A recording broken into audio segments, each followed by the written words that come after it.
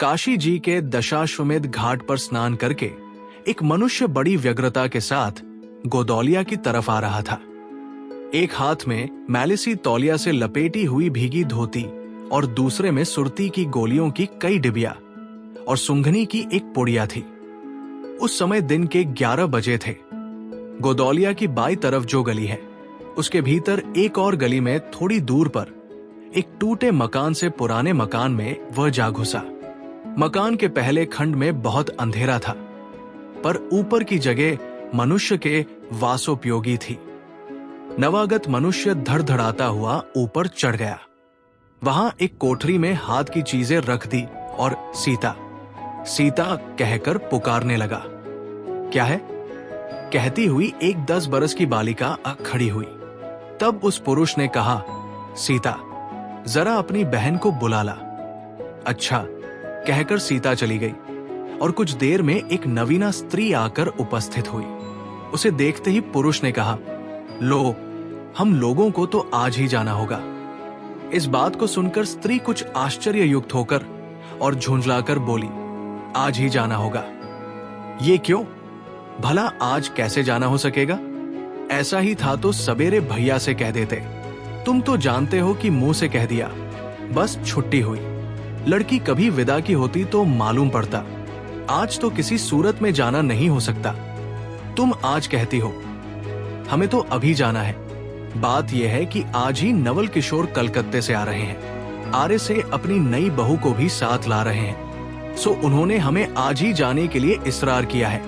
हम सब लोग मुगल सराय से साथ ही इलाहाबाद चलेंगे। उनका तार मुझे घर से निकलते ही मिला। इसी से मैं झट नहा धोकर लौट आया।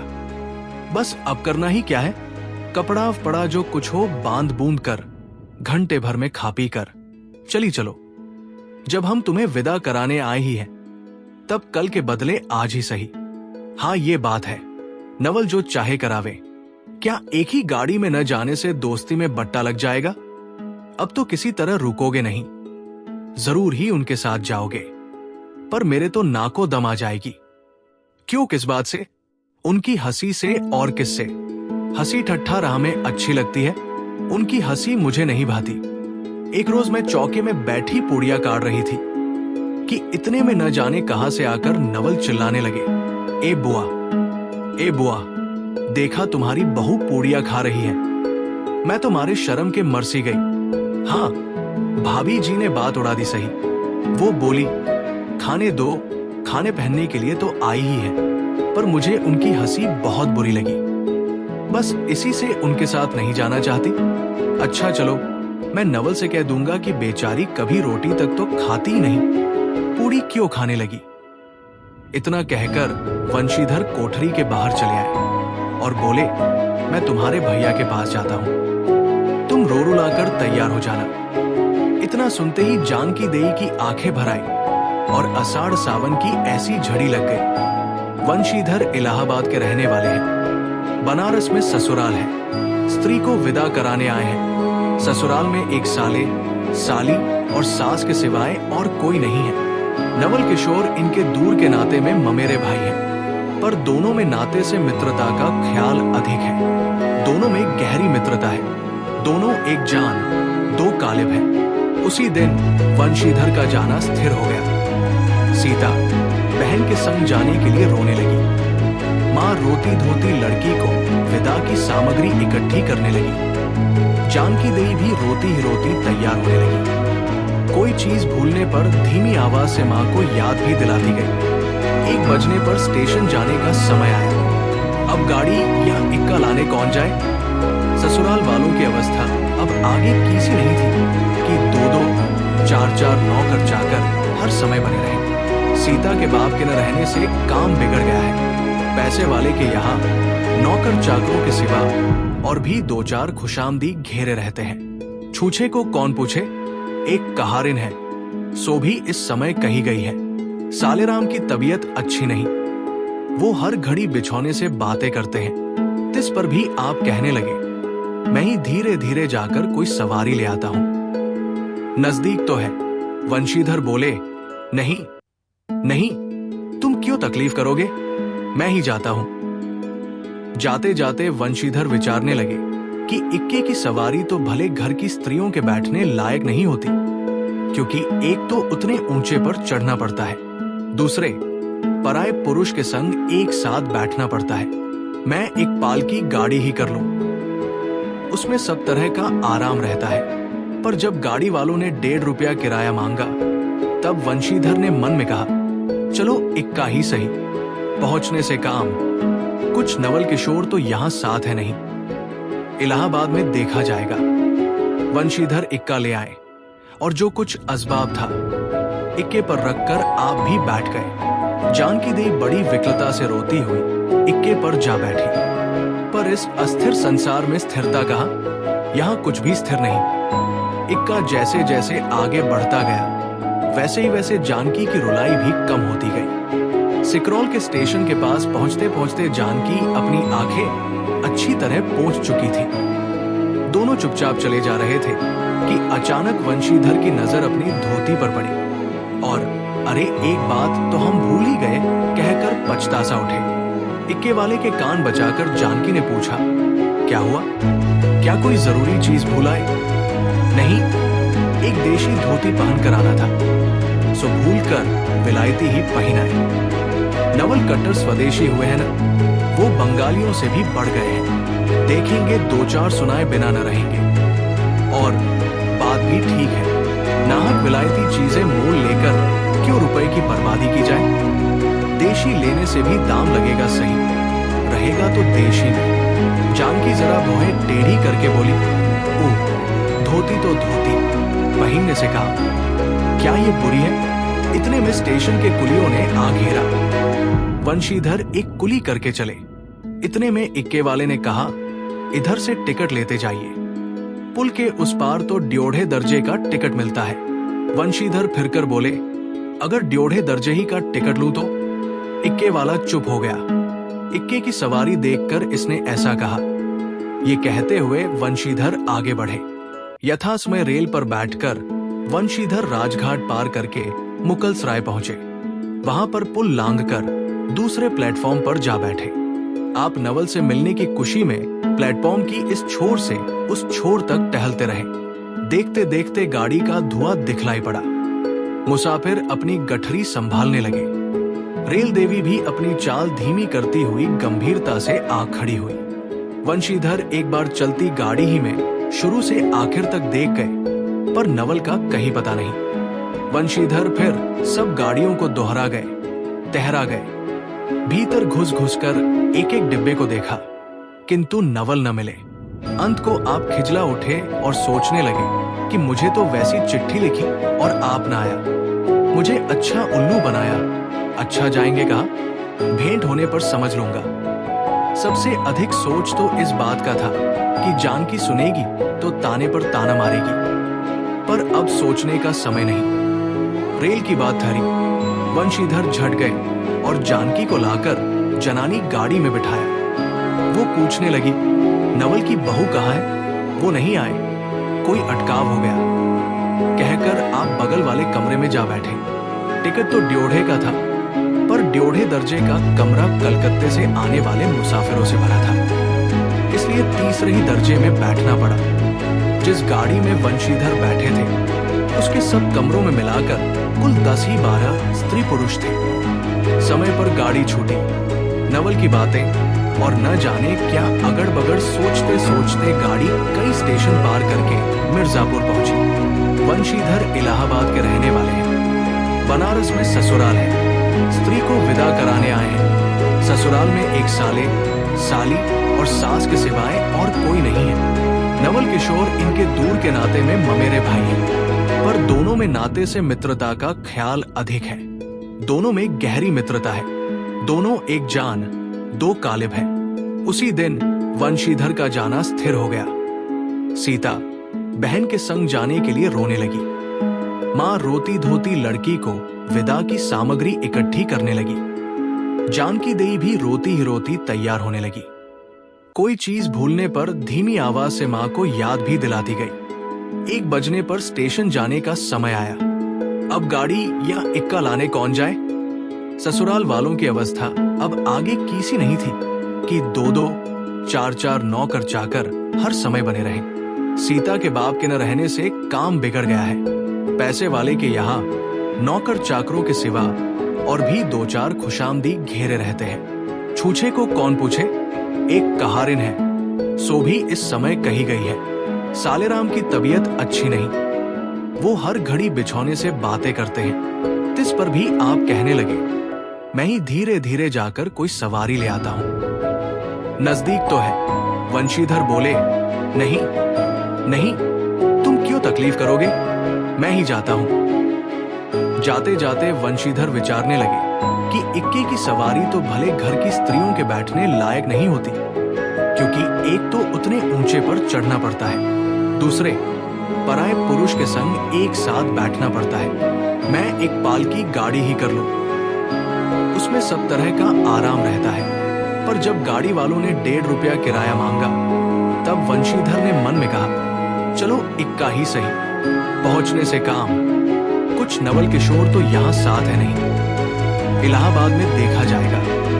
वंशीधर इक्का ले आए और जो कुछ असबाब था इक्के पर रखकर आप भी बैठ गए। जानकी देवी बड़ी विकलता से रोती हुई इक्के पर जा बैठी। पर इस अस्थिर संसार में स्थिरता कहाँ, यहाँ कुछ भी स्थिर नहीं। इक्का जैसे जैसे आगे बढ़ता गया, वैसे ही वैसे जानकी की रुलाई भी कम होती गई। सिकरौल के स्टेशन के पास पहुंचते पहुंचते जानकी अपनी आंखें अच्छी तरह पोंछ चुकी थी।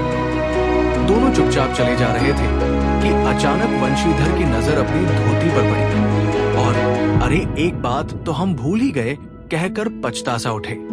इक्के वाले के कान बचाकर जानकी ने पूछा, क्या हुआ, क्या कोई जरूरी चीज भूल आए?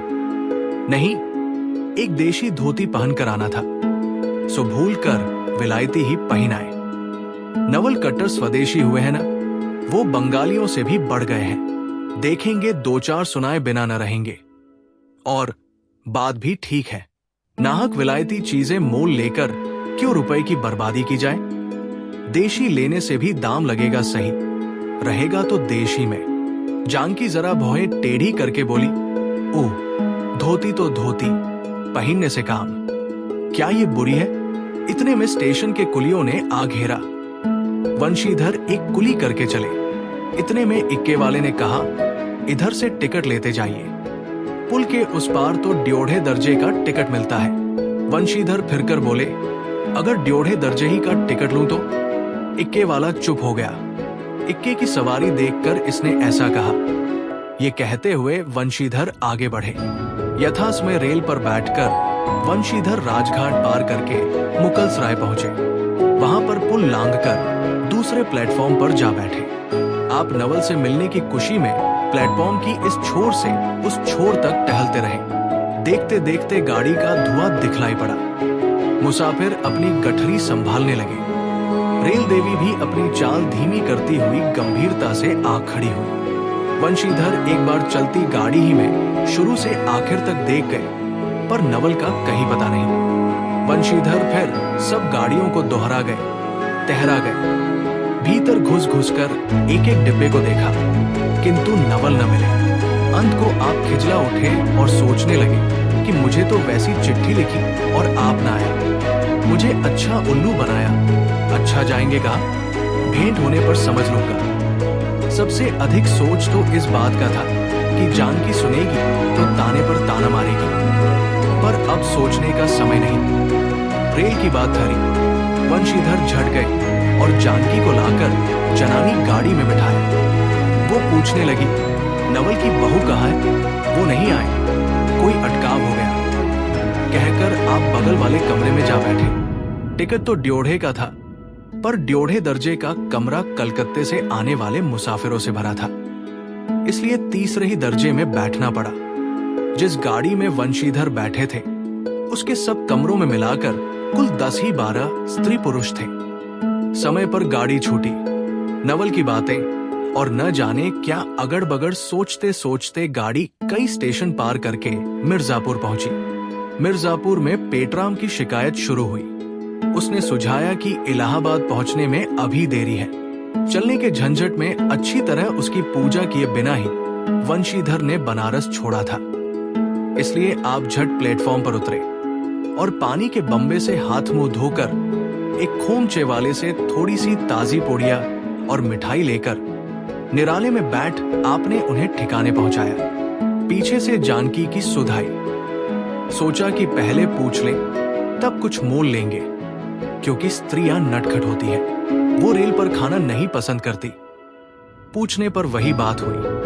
तब वंशीधर लौटकर अपने कमरे में आ बैठे। यदि वो चाहते तो वे इस समय ड्योढ़े में बैठ जाते, क्योंकि अब भीड़ कम हो गई थी। पर उन्होंने कहा, थोड़ी देर के लिए कौन बखेड़ा करे। वंशीधर अपने कमरे में बैठा तो दो एक मुसाफिर अधिक दीख पड़े। आगे वाले में से एक उतर भी गया था। जो लोग थे सब तीसरे ही दर्जे के योग्य ही जान पड़ते थे। अधिक सभ्य कोई थे तो वंशीधर ही थे। उनके कमरे में पास वाली जगह में एक भले घर की स्त्री बैठी थी। वो बेचारी सिर से पैर तक ओढ़े, सिर झुकाए, एक हाथ लंबा घूंघट काढ़े, कपड़े की गठरी सी बनी बैठी थी। वंशीधर ने सोचा, इनके संग वाले भद्र पुरुष के आने पर उनके साथ बातचीत करके समय बिताएंगे। एक दो करके तीसरी घंटी बजी। तब वो स्त्री कुछ अचकचाकर थोड़ा सा मुंह खोल जंगले के बाहर देखने लगी। जो ही गाड़ी छूटी वो मानो कांपसी उठी। रेल का देना लेना तो हो ही गया था। अब उसको किसी की क्या परवाह, अपनी स्वाभाविक गति से चलने लगी। प्लेटफॉर्म पर भीड़ भी न थी। केवल दो चार आदमी रेल की अंतिम विदाई तक खड़े थे। जब तक स्टेशन दिखलाई दिया तब तक वो बाहर ही देखती रही। फिर अस्पष्ट स्वर से रोने लगी। उस कमरे में 3-4 प्रौढ़ा ग्रामीण स्त्रियां भी थी। एक जो उनके पास ही थी कहने लगी, अरे इनकर मनई तो नाही आइलेन हो, देखो रोवल करथी। दूसरी, अरे दूसर गाड़ी में बैठा हुई है। पहली, दुर्वौरी ई जनानी गाड़ी थोड़े है। दूसरी, तऊ हो भलू तो कहूं। कहकर दूसरी भद्र महिला से पूछने लगी, कौने गांव उतरबू बेटा, मीरजयपुरा चढ़ी हूं ना। इसके जवाब में उसने जो कहा वो सुन न सकी। तब पहली बोली, हट हम पुंछलाना, हम कहाँ उतरबो, आए इलाहाबाद। दूसरी, इलाहाबाद कौन गावी गोइया। पहली, अरे नाही जनला, पयाग जी जहां मने मकर नहाए जाला। दूसरी, भला पयाग जी काहे न जानीत, ले कहे के नहीं, तोहरे पंच के धर्म से 4 दाई नहाए चुकी हैं। ऐसो हो सोमवारी और गहन दका दका लाग रहा तो तोहरे काशी जी नहाए गई रहे। पहली, आवे जाए के तो सब औते जात बटले बाटे। फुन ये साइड तो विचारो विपत में न पड़ल बाटे। हे हम पंचा है, राजघाट टिकस कटोली, मोंगल के सराय उतर ली, होदे पुनः चढ़ ली। दूसरी, ऐसे एक दाई हम आवत रहे, एक मिली और वो मोरे संगे रही। द कौने टिस्निया पर उकर मलिकवा उतरे से की जुड़तनी है गड़िया खुली। अब भैया उगरा फाड़ नरियाए साहब गड़िया खड़ी कर। ए साहेब गड़िया तन्नी खड़ी कर। भला गड़िया दहीनाती काहे के खड़ी हुई। पहली, उम्हरुआ बड़ी उजबक रहे, भला केहू के चिल्लाए से रेलियो कहूं खड़ी होला। इसकी इस बात पर कुल कमरे वाले हंस पड़े। अब जितने पुरुष स्त्रियां थी एक से एक अनोखी बातें कहकर अपने अपने तजुर्बा बयान करने लगी। बीच बीच में उस अकेली अबला की स्थिति पर भी दुख प्रकट करती जाती थी। तीसरी स्त्री बोली, टिक कसिया पल्ले बायद नहीं। हे साहेबवा सुनी तो कलकत्ते ताई ले मसूलिया ले। अरे इन्हों तो नाही कि दूर से आवत रह ले, फरागत के बदे उतर ले। चौथी, हम तो इनके संगे के आदमी के देखबो ना किहा गोया। तीसरी, हम देखे रहली हो, मजे एक टोपी देहले रहले इनको। इस तरह उनकी बेसिर पैर की बातें सुनते सुनते वंशीधर ऊब उठे। तब वो उन स्त्रियों से कहने लगे, तुम तो नाहक उन्हें और भी डरा रही हो। जरूर इलाहाबाद तार गया होगा और दूसरी गाड़ी से वे भी वहां पहुंच जाएंगे। मैं भी इलाहाबाद ही जा रहा हूं। मेरे संग भी स्त्रियां हैं। जो ऐसा ही है तो दूसरी गाड़ी के आने तक मैं स्टेशन ही पर ठहरा रहूंगा। तुम लोगों में से कोई प्रयाग उतरे तो थोड़ी देर के लिए स्टेशन पर ठहर जाना। इनको अकेले छोड़ देना उचित नहीं। यदि पता मालूम हो जाएगा तो मैं इन्हें इनके ठहरने के स्थान पर भी पहुंचा दूंगा। वंशीधर की इन बातों से उन स्त्रियों की वाक्यधारा दूसरी ओर बह चली।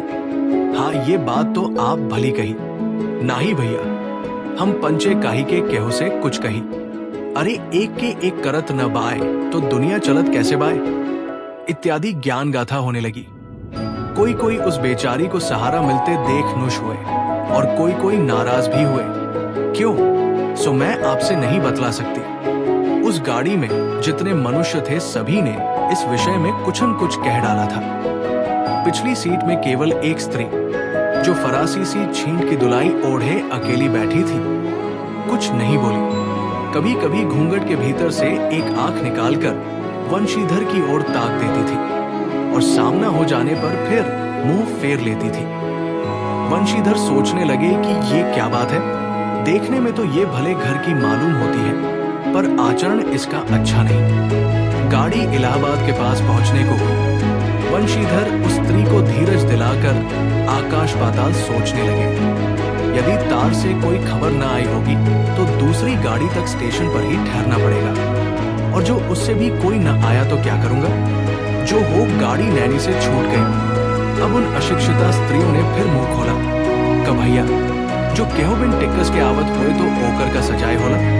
अरे उनका इनाही चाहत रहा कि मेहरारू के तो बैठा देहलेन और अपुआ तउन टिक्कस लेके चल देहलेन। किसी किसी आदमी ने यहाँ तक दौड़ मारी कि रात को वंशीधर इसके जेवर छीन कर रफू चक्कर हो जाएंगे। उस गाड़ी में एक लाठी वाला भी था। उसने खुल्लम खुल्ला कहा, का बाबूजी कुछ हमरो साझा। उसकी बात पर वंशीधर क्रोध से लाल हो गए। उन्होंने उसे खूब धमकाया। उस समय तो वो चुप हो गया, पर यदि इलाहाबाद उतरता तो वंशीधर से बदला लिए बिना न रहता। वंशीधर इलाहाबाद में उतरे। एक बुढ़िया को भी वही उतरना था। उससे उन्होंने कहा, उनको भी अपने संग उतार लो। फिर इस बुढ़िया को उस स्त्री के पास बिठाकर आप जानकी को उतारने गए। जानकी से सब हाल कहने पर वो बोली, अरे जाने भी दो, किस बखेड़े में पड़े हो। पर वंशीधर ने न माना। जानकी को और उस भद्र महिला को एक ठिकाने बिठाकर आप स्टेशन मास्टर के पास गए। वंशीधर के जाते ही बुढ़िया, जिसे उन्होंने रखवाली के लिए छोड़ा था, किसी बहाने से भाग गई। स्टेशन मास्टर से पूछने पर मालूम हुआ कि कोई तार नहीं आया। अब तो वंशीधर बड़े असमंजस में पड़े। टिकट के लिए बखेड़ा होगा, क्योंकि वो स्त्री बेटिकट है। लौट कर आए तो किसी को न पाया। अरे ये सब कहाँ गई। ये कहकर चारों तरफ देखने लगे, कहीं पता नहीं। इस पर वंशीधर घबराए। आज कैसी बुरी साइत में घर से निकले कि एक के बाद दूसरी आफत में फंसते चले आ रहे हैं। इतने में अपने सामने उस दुलाई वाली को आते देखा। तू ही उन स्त्रियों को कहीं ले गई है। इतना कहना था कि दुलाई से मुंह खोलकर नवल किशोर खिलखिला उठे। अरे ये क्या, सब तुम्हारी ही करतूत है। अब मैं समझ गया, कैसा गजब तुमने किया है। ऐसी हंसी मुझे नहीं अच्छी लगती। मालूम होता है कि वो तुम्हारी ही बहू थी। अच्छा तो वे लोग गए कहाँ। वे लोग तो पालकी गाड़ी में बैठी है। तुम भी चलो। नहीं, मैं सब हाल सुन लूंगा तब चलूंगा। हाँ ये तो कहो, तुम मिर्जापुर में कहाँ से आ निकले। मिर्जापुर नहीं, मैं तो कलकत्ते से, बल्कि मुगलसराय से तुम्हारे साथ चला आ रहा हूँ। तुम जब मुगलसराय में मेरे लिए चक्कर लगाते थे, तब मैं ड्योढ़े दर्जे में ऊपर वाले बेंच पर लेटे तुम्हारा तमाशा देख रहा था। फिर मिर्जापुर में तुम पेट के धंधे में लगे थे। मैं तुम्हारे पास से निकल गया, पर तुमने न देखा। मैं तुम्हारी गाड़ी में जा बैठा, सोचा कि तुम्हारे आने पर प्रकट होऊंगा। फिर थोड़ा और देख ले, करते करते यहां तक नौबत पहुंची। अच्छा अब चलो, जो हुआ उसे माफ करो। ये सुन वंशीधर प्रसन्न हो गए। दोनों मित्रों में बड़े प्रेम से बातचीत होने लगी। वंशीधर बोले, मेरे ऊपर जो कुछ बीती सो बीती, पर वो बेचारी जो तुम्हारे गुणवान के संग पहली ही बार रेल से आ रही थी, बहुत ही तंग हुई। उसे तो तुमने नाहक रुलाया। वो बहुत ही डर गई। नहीं जी, डर किस बात का था। तुम दोनों गाड़ी में न थे। हाँ, पर यदि मैं स्टेशन मास्टर से इत्तला कर देता तो बखेड़ा खड़ा हो जाता ना। अरे तो क्या, मैं मर थोड़े ही गया था। 4 हाथ की दुलाई की बिसाथी कितनी। इसी तरह बातचीत करते करते दोनों गाड़ी के पास आए। देखा तो दोनों मित्रवधुओं में खूब हंसी हो रही थी। जानकी कह रही थी, अरे तुम जानो क्या, इन लोगों की हंसी ऐसी ही होती है। हंसी में किसी के प्राण भी निकल जाए तो इन्हें दया ना आवे। खैर, दोनों मित्र अपनी अपनी घरवाली को ले राजी खुशी घर पहुंचे और मुझे भी उनकी ये राम कहानी लिखने से छुट्टी मिली। वंशीधर इलाहाबाद में उतरे। एक बुढ़िया को भी वही उतरना था। उससे उन्होंने कहा, उनको भी अपने संग उतार लो। फिर इस बुढ़िया को उस स्त्री के पास बिठाकर आप जानकी को उतारने गए। जानकी से सब हाल कहने पर वो बोली, अरे जाने भी दो, किस बखेड़े में पड़े हो। पर वंशीधर ने न माना। जानकी को और उस भद्र महिला को एक ठिकाने बिठाकर आप स्टेशन मास्टर के पास गए। वंशीधर के जाते ही बुढ़िया, जिसे उन्होंने रखवाली के लिए छोड़ा था, किसी बहाने से भाग गई। स्टेशन मास्टर से पूछने पर मालूम हुआ कि कोई तार नहीं आया। अब तो वंशीधर बड़े असमंजस में पड़े। टिकट के लिए बखेड़ा होगा, क्योंकि वो स्त्री बेटिकट है। लौट कर आए तो किसी को न पाया। अरे ये सब कहाँ गई। ये कहकर चारों तरफ देखने लगे, कहीं पता नहीं। इस पर वंशीधर घबराए। आज कैसी बुरी साइड में घर से निकले कि एक के बाद दूसरी आफत में फंसते चले आ रहे हैं। इतने में अपने सामने उस दुलाई वाली को आते देखा। तू ही उन स्त्रियों को कहीं ले गई है। इतना कहना था कि दुलाई से मुंह खोलकर नवल किशोर खिलखिला उठे। अरे ये क्या, सब तुम्हारी ही करतूत है। अब मैं समझ गया, कैसा गजब तुमने किया है। ऐसी हंसी मुझे नहीं अच्छी लगती। मालूम होता है कि वो तुम्हारी ही बहू थी। अच्छा तो वे लोग गई कहाँ। वे लोग तो पालकी गाड़ी में बैठी है। तुम भी चलो। नहीं, मैं सब हाल सुन लूंगा तब चलूंगा। हाँ ये तो कहो, तुम मिर्जापुर में कहां से आ निकले।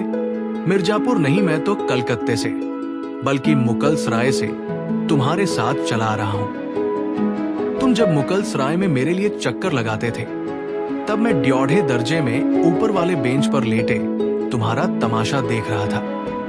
फिर मिर्जापुर में तुम पेट के धंधे में लगे थे। मैं तुम्हारे पास से निकल गया पर तुमने न देखा। मैं तुम्हारी गाड़ी में जा बैठा, सोचा कि तुम्हारे आने पर प्रकट होऊंगा। फिर थोड़ा और देख ले करते करते यहां तक नौबत पहुंची। अच्छा अब चलो, जो हुआ उसे माफ करो। ये सुन वंशीधर प्रसन्न हो गए। दोनों मित्रों में बड़े प्रेम से बातचीत होने लगी। वंशीधर बोले, मेरे ऊपर जो कुछ बीती सो बीती, पर वो बेचारी जो तुम्हारे गुणवान के संग पहली ही बार रेल से आ रही थी, बहुत ही तंग हुई। उसे तो तुमने नाहक रुलाया। वो बहुत ही डर गई। नहीं जी, डर किस बात का था। तुम दोनों गाड़ी में न थे। हाँ, पर यदि मैं स्टेशन मास्टर से इत्तला कर देता तो बखेड़ा खड़ा हो जाता ना। अरे तो क्या, मैं मर थोड़े ही गया था। 4 हाथ की दुलाई की बिसाथी कितनी। इसी तरह बातचीत करते करते दोनों गाड़ी के पास आए। देखा तो दोनों मित्रवधुओं में खूब हंसी हो रही थी। जानकी कह रही थी, अरे तुम जानो क्या, इन लोगों की हंसी ऐसी ही होती है। हंसी में किसी के प्राण भी निकल जाए तो इन्हें दया ना आवे। खैर, दोनों मित्र अपनी अपनी घरवाली को ले राजी खुशी घर पहुंचे और मुझे भी उनकी ये राम कहानी लिखने से छुट्टी मिली। अगर ये वीडियो आपको पसंद आया हो तो हमारे चैनल कहानियां को सब्सक्राइब कर हमें सपोर्ट करें। आपका एक सब्सक्राइब मुझे हिम्मत देगा और मैं आप सभी के लिए बेहतर से बेहतर वीडियो ला पाऊंगा। चलिए तो अब मिलते हैं अगले वीडियो में। आपका बहुत बहुत धन्यवाद।